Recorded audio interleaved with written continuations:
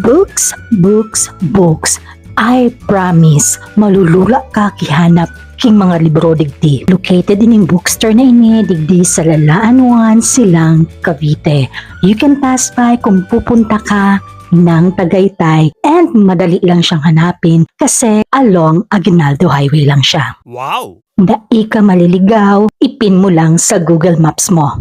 Be, didi sa bookshiko, mga second-hand books available by kilo, retail, or wholesale ang mga libro digdi. Amazing! Ini ang pinakainot na bookstore na nagbibenta ng books by kilo. Yes, you heard me right, by kilo. Kaya kung mahilig ka talaga magbasa king mga libro, heaven ining bookstore na ini. Kaya kung talagang madigdi ka sa Tagaytay, dai mo na pagpalampason, mag-agi ka digdi. Oh yes! You know what? Kung ika first time mom, ay mag-enjoy ka digdi to the kulo na mga books na para sa aki. Perfect! Ngunyan na summer, why not expose our kids to books instead of scrolling maghapon sa social media, playing games?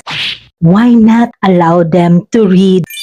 Start slowly. Hindi mo naman need maging voracious reader ka. One page at a time. Who knows, sa one page na yan, nakulong ka ng mauukdan. Remember, small habit, big impact. Why not start now? Invest in your mind, not the endless scrolling in social media. Because reading is growth and can give you endless knowledge. And know what? Knowledge is power.